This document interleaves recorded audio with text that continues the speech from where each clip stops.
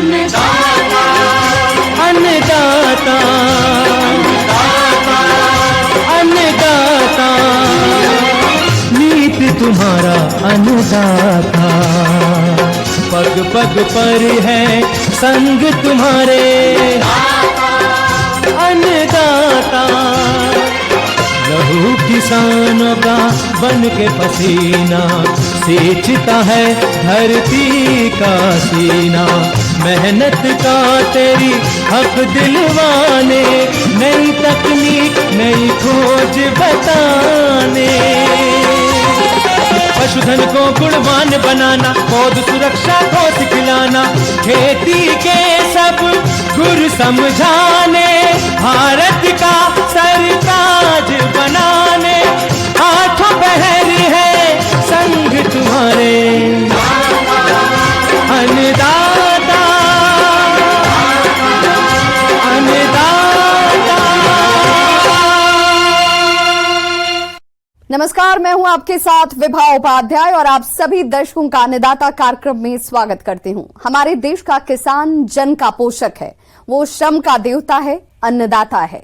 उसमें ही भारत की आत्मा निवास करती है और ऐसे ही किसानों की प्रगति के लिए हम खेती बाड़ी से जुड़ी हुई बहुत सी नई लाभकारी जानकारियां हर रोज सुबह लेकर आते हैं। तो चलिए कार्यक्रम शुरू करने से पहले देखते हैं क्या है आज के अन्नदाता में। चिया की खेती से किसान कमा सकते हैं अच्छा मुनाफा।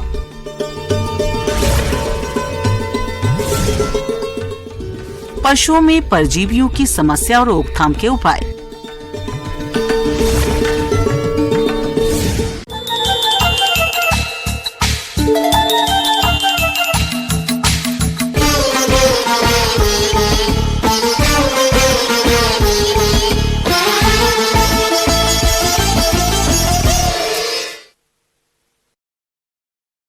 चिया मैक्सिको का सुपर फूड है। इसकी खेती किसानों को काफी लुभा रही है।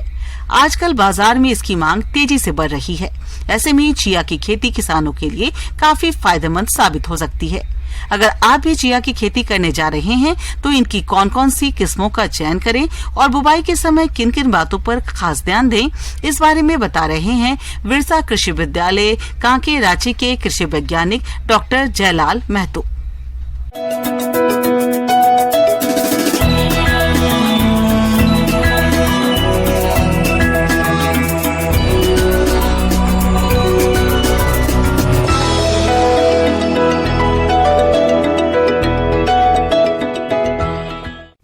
किसान भाई जोहार, आज जो है हम आपको चिया की खेती के विषय में बताएंगे। और चिया की खेती जो है वैसे तो हम लोग खरीफ में भी करते हैं, जो आप खरीफ का क्रॉप अभी देख रहे हैं, लेकिन हम लोग जो रबी में भी करेंगे उसके विषय में हम डिटेल में बताएंगे।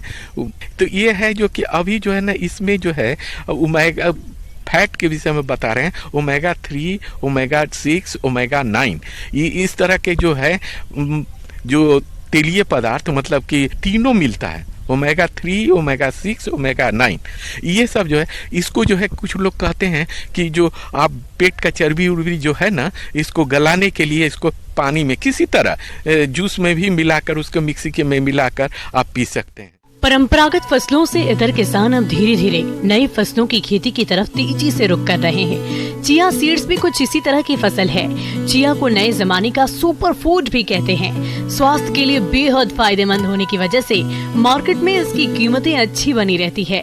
चिया की खेती के लिए सामान्य तापमान की जरूरत होती है, किंतु ठंडी जलवायु वाले पहाड़ी इलाकों में चिया की खेती नहीं की जा सकती है। इसकी खेती किसी भी भूमि में की जा सकती है, लेकिन हल्की भुरभुरी और उचित जल निकासी वाली रेतीली दोमट मिट्टी को उचित उत्पादन के लिए उपयुक्त माना जाता है। अभी जो है जब भी खेत को जो हो तो कोशिश कीजिए कि खेत जमीन जो हो वो ऊपर का जमीन हो, जिसमें कि पानी लगे नहीं, क्योंकि हम लोग का जो जमीन है ये एसिडिक है। अगर आपका सॉइल टेस्ट कर लिए हैं आप, तो देख लीजिए कि उसमें अगर अम्लता का प्रभाव है तो आप पहला बार जुताई कर लीजिए, दूसरा बार कर लीजिए, तीसरी बार जब लाइन खोल लें कि 3 से 4 क्विंटल जो है प्रति हेक्टेयर के हिसाब से प्रति फसल, कहने का मतलब हर फसल के पहले जो है चूना का प्रयोग करें। 2 से 3 बार जुताई के बाद में आप खेत में जो है वर्मी कंपोस्ट का भी अगर आप प्रयोग करें तो वो भी अच्छा है, या नहीं तो आपके जो फार्म मैन्योर है उसका जो है आप खेत में डाल दें। उसके बाद में जो है उर्वरक का जो बात होता है, इसमें जो है हम लोग यूरिया का जो है हम लोग 60 किलो प्रति हेक्टेयर के हिसाब से करते हैं। फिर उसके बाद में 40 किलो जो है फास्फोरस को डालते हैं और 20 किलो जो है MOP डालते हैं और 20 किलो जो सल्फर। अगर आप SSP डालते हैं तो वो पूरा हो जाता है, इसलिए अलग से सल्फर डालने की जरूरत नहीं है। चिया सीड्स के बीजों की बुआई के लिए छिड़काव विधि का इस्तेमाल किया जाता है, लेकिन लाइनों में उसकी बुआई करना अधिक उपयुक्त रहता है। यदि खेत में बुआई के समय नमी की मात्रा कम है तो हल्की सिंचाई कर खेत को बुआई के लिए तैयार कर दें। इसके लिए 1 से 2 बार हल्की जुताई करके अंतिम जुताई के समय 12 टन गोबर की खाद प्रति हेक्टेयर की दर से खेत में मिला दें और पाटा लगाकर खेत को समतल कर लें। वैरायटी देखिए अभी तक जो है हमारे पास वैरायटी के नाम से VCK1 जो है वही वैरायटी है जो कि कर्नाटक की वैरायटी है, उसी वैरायटी हमारे पास है। और उसके बाद में जब इसको सोइंग करें, इसका बीज का दर जो है प्रति हेक्टेयर जो है 2.5 से 3 क्विंटल है, 3 किलो है, मतलब 2.5 से 3 किलो है। इसमें जो है आप ये चूंकि बहुत छोटा बीज है इसीलिए इसमें जो है ना आप एक काम करें कि जब इसको सोइंग करना हो तो उसमें जो है पतला किया हुआ, कहने का मतलब एकदम गर्दा किया हुआ आप मिट्टी को ले लें और इन दोनों को मिलाकर आप सोइंग करें, जिससे कि उसका जो है सीड रेट जो हो मेंटेन हो पाए। बीजों को बुआई से पूर्व कैप्टान या थीरम फफूंदनाशक की 2.5 GM की मात्रा से 1 किलोग्राम बीज को उपचारित किया जाता है ताकि बीजों को जड़ गलन जैसे रोग ना लग सके। चिया के बीजों की रोपाई के लिए अक्टूबर से नवंबर का महीना सबसे अच्छा होता है। एक बात और है कि जब भी आप बीज उपचार करें तो इसको जो है ना एक तरह से धूप में मत सुखाएं, जब भी करें तो छाया में सुखाकर और तभी उसकी बुआई करें। उसके बाद में जो है पंक्ति से पंक्ति की दूरी जो है इसमें 30 सेंटीमीटर रखते हैं। प्लांट से प्लांट की दूरी जो है 10 से 15 सेंटीमीटर के दूरी पर रखते हैं। बुआई के बाद में एक हल्का सा आयरिगेशन दे दें, पानी को पटा दें, सिंचित कर दें, जिससे कि वो जर्मिनेशन इसका अच्छा हो, मतलब निकलने में आसानी हो।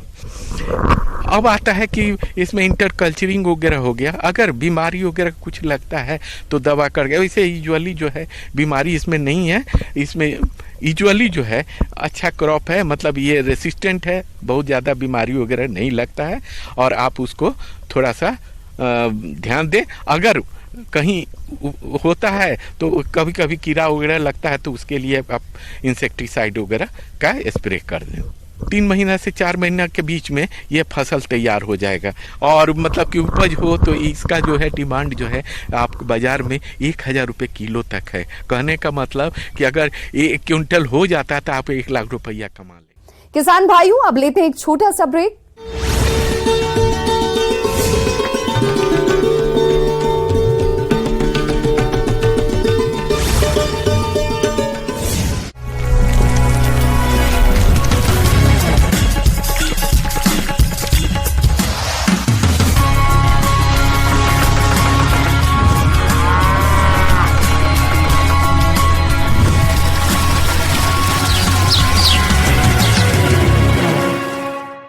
ब्रेक के बाद आप सभी दर्शकों का अन्नदाता में स्वागत है।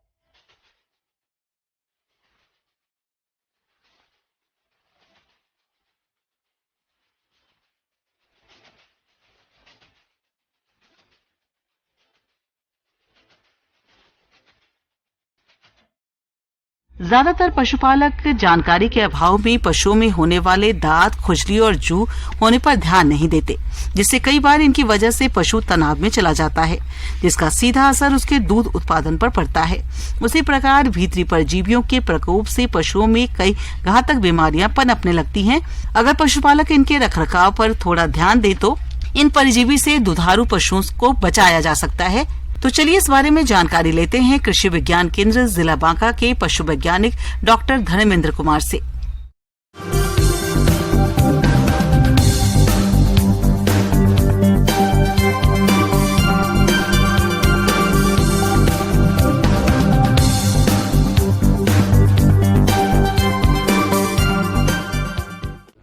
ये कृमिनाशक दवा का उपयोग, जिसको डिवॉर्मिंग बोला जाता है, पशुपालन में एक महत्वपूर्ण योगदान रखती है।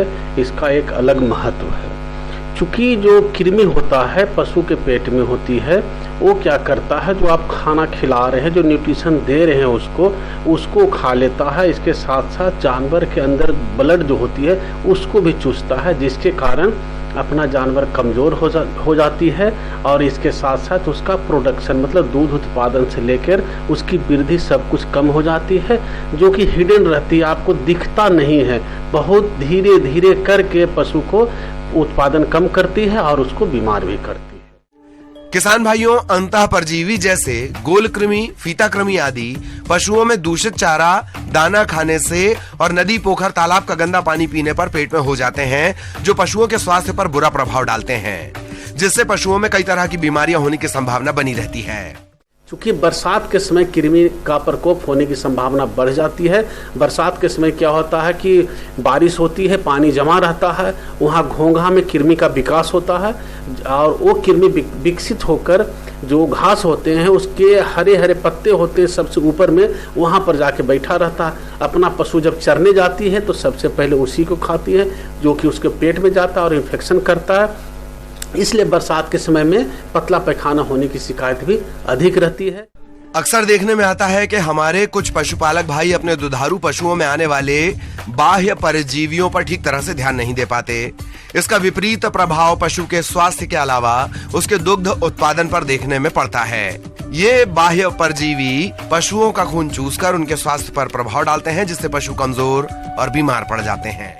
तो पशुपालक को एक सलाह दी जाती है कि समय पर पशुओं को कृमिनाशक दवा देते रहें। छोटे पशु से लेकर गाभिन पशु सभी को दी जाती है। जनरल कंसेप्शन जो पशुपालक में है कि गाभिन पशु को नहीं देना है, बच्चों को नहीं देना है, ऐसी बात नहीं है। पशुओं को सभी स्टेज में कृमिनाशक दवा का उपयोग किया जाता है।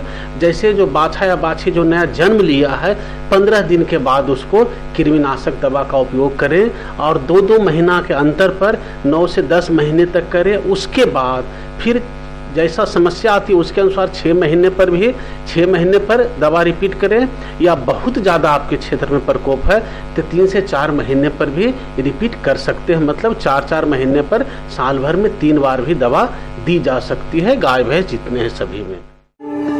परजीवी से बचाव के लिए पशुशाला की नियमित साफ सफाई करें। हो सके तो सप्ताह में 1 बार पशुशाला को लाल दवा या फिनाइल से धोएं। साथ ही चूने का भुरकाव करें। पशुओं को बरसात के दिनों में चारागाह चराने न ले जाएं। बाढ़ग्रस्त इलाकों से पशुओं के लिए चारा न लाएं, क्योंकि ऐसे इलाकों में चारा परजीवियों और अन्य फफूंद से दूषित होता है। पशुओं को चारा देने से पहले अच्छी तरह से साफ कर लें।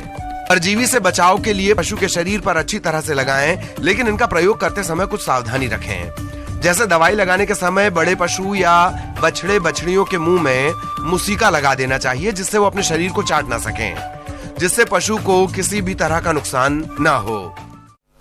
उसके बाद जब गाभिन पशु की बात आती है तो बेहिचक आप कृमिनाशक दवा का उपयोग करें। इसके लिए अलग दवा होती है, मतलब फेनबेंडाजोल कंपोजिशन की होती है। इसके साथ जो भी सेफ ड्रग हो, प्रेगनेंसी सेफ हो, वो कृमिनाशक दवा का उपयोग करें और ज़रूर उपयोग करें जब उसका समय हो जाए। तो मार्केट में बहुत सारी दवा उपलब्ध हैं। पशु चिकित्सक से सलाह कीजिए और कृमिनाशक दवा का उपयोग कीजिए। ऐसे नॉर्मल वे में जो उपयोग में आती है अल्बेंडाजोल और फेनबेंडाजोल कंपोजिशन की, इसका आप शुरुआत में उपयोग कर सकते हैं। अल्बेंडाजोल होती है तो 3 ग्राम की आती है, 1.5 ग्राम की भी आती है।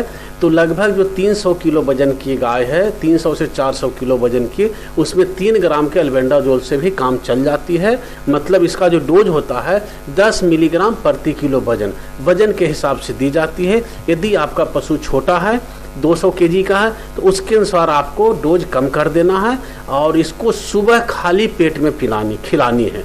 सुबह खाली पेट में 1 डोज खिला देनी है और इसके साथ साथ फिर 3 दिन तक कम से कम कोई भी लीवर टॉनिक या कोई भी डाइजी बूस्ट जैसे सिरप है, इसको आप दे सकते हैं पशु को, ताकि जो कृमिनाशक का काम किया, इसके साथ साथ उसका पाचन से लेकर लीवर भी साथ साथ मजबूत हो जाए, तो आपका पशु ज़्यादा स्वस्थ रहेगा। इसके बाद सबसे महत्वपूर्ण बात जो आती है, अल्बेंडाजोल, फेनबेंडाजोल चाहे ऑक्सीक्लोजानाइड ये उपयोग कर रहे हैं। इसके साथ साथ साल भर में यदि 3 बार आप कृमिनाशक दवा का उपयोग कर रहे हैं, एक बार आइवरमेक्टिन मिला हुआ या आइवरमेक्टिन से भी कृमिनाशक का उपयोग करना चाहिए। तो साल में एक बार जरूर आइवरमेक्टिन मिला हुआ दवा उपयोग करें जो फेनबेंडाजोल के साथ ही मिला हुआ रहेगा।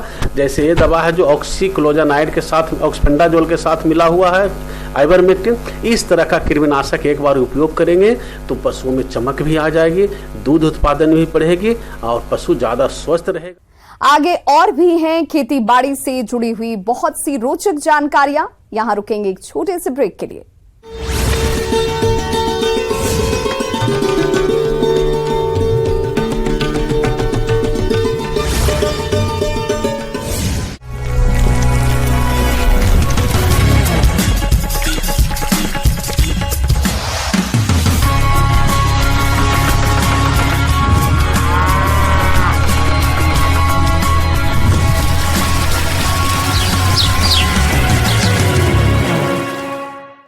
ब्रेक के बाद एक बार फिर से आप सभी दर्शकों का अन्नदाता कार्यक्रम में स्वागत है।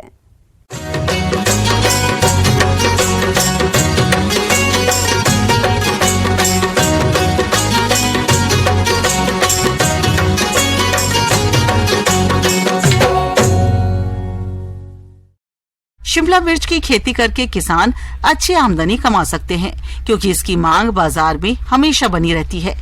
वैसे तो पॉली हाउस के अंदर इसकी खेती सालों भर की जा सकती है, लेकिन अभी इसकी पौध तैयार कर खेती कर खुले खेत में भी शिमला मिर्च की खेती करने से अच्छा उत्पादन मिलता है। तो इसके खेती करते समय किसान किन किन बातों पर खास तौर से ध्यान दें, इस बारे में जानकारी दे रहे हैं कृषि विज्ञान केंद्र सुखेत जिला मधुबनी के कृषि वैज्ञानिक डॉक्टर सुधीर कुमार।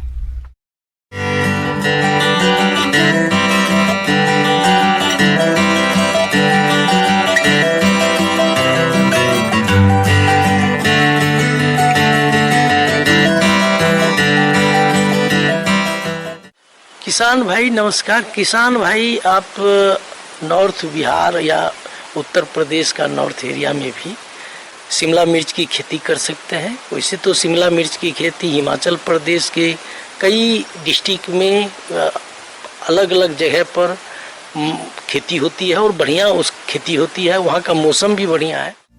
शिमला मिर्च की खेती किसानों के लिए काफी लाभकारी साबित हो रही है। वैसे तो इसकी खेती खुले खेतों में की जा सकती है, लेकिन पॉली हाउस और नेट हाउस में इसकी खेती करने से अच्छी पैदावार मिलती है। इसमें मुख्य रूप से विटामिन ए और सी की मात्रा अधिक होती है।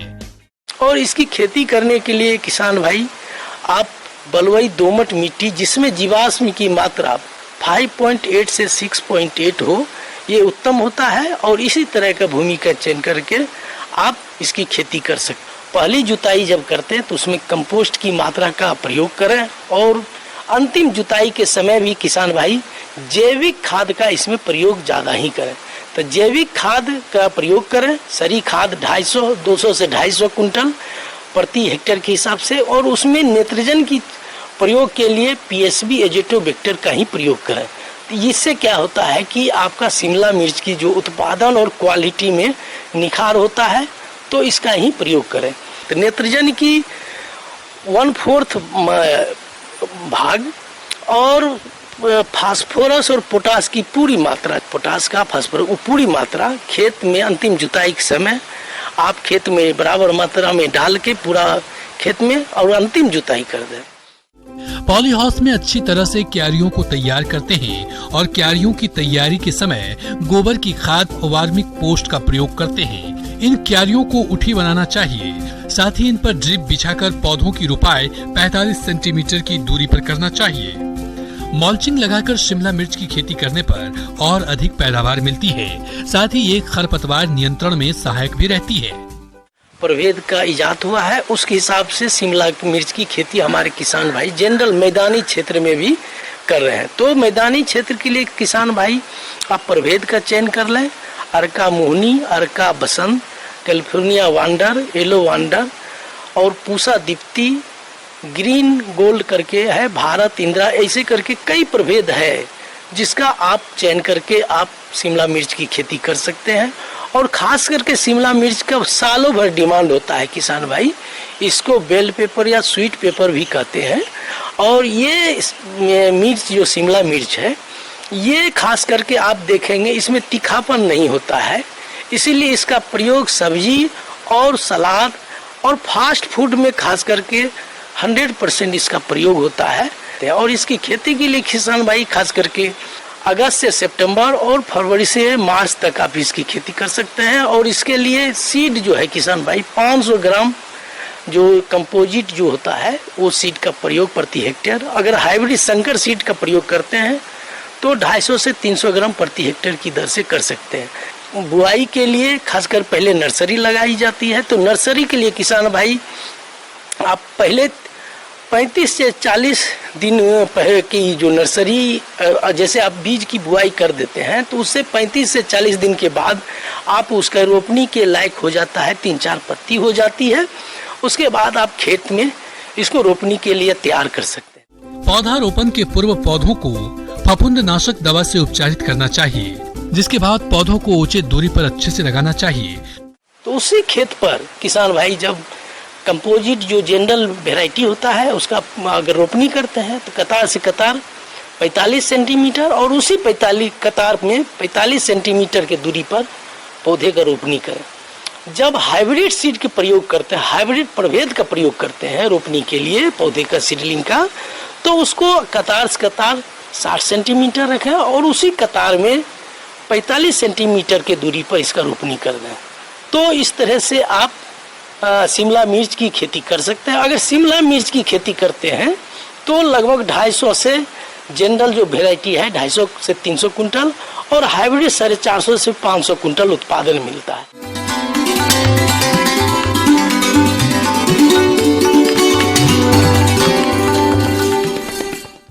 आइए जानते हैं अन्नदाता निःशुल्क फोन के माध्यम से पूछे गए समस्याओं का समाधान।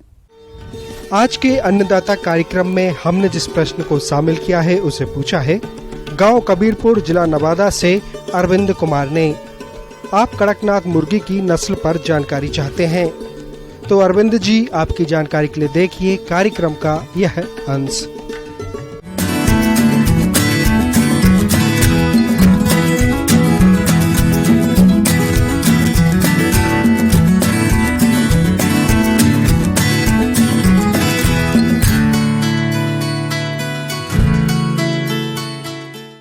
किसान भाइयों नमस्कार। और जैसा कि अभी बहुत ही ज़्यादा बाज़ार के अंदर में कड़कनाथ का प्रचलन हुआ है और कड़कनाथ में तो एक विशेष तरह की मुर्गी समझकर इसमें ज़्यादा लाभ लिया जाता है। मुर्गी पालन एक ऐसा व्यवसाय है जो आपकी आय का अतिरिक्त साधन बन सकता है। ये व्यवसाय बहुत कम लागत में शुरू किया जा सकता है और इस व्यवसाय में मुनाफा भी काफी ज्यादा है। अगर हम बात कड़कनाथ मुर्गे की करें तो इसमें प्रोटीन तो होता ही है, साथ ही इसमें बहुत सारे औषधि गुण भी होते हैं। दरअसल कड़कनाथ प्रीमियम नस्ल है। इसका दाम आम चिकन की तुलना में 3 गुना ज्यादा तक होता है। चटक काले रंग के इस मुर्गे में फैट ना के बराबर होता है और इसकी मीट का स्वाद बहुत ही स्वादिष्ट होता है। जहाँ तक कड़कनाथ की बात है तो कड़कनाथ पहले झाबुआ एक डिस्ट्रिक्ट है मध्य प्रदेश में, वहाँ की प्रजाति है यह, जो कि भारतवर्ष में करीब करीब हर जगह पर इसका पालन शुरू कराया गया ताकि इसको कंजर्व भी किया जा सके और इससे हमारे मुर्गी पालकों को अधिक लाभ मिल सके।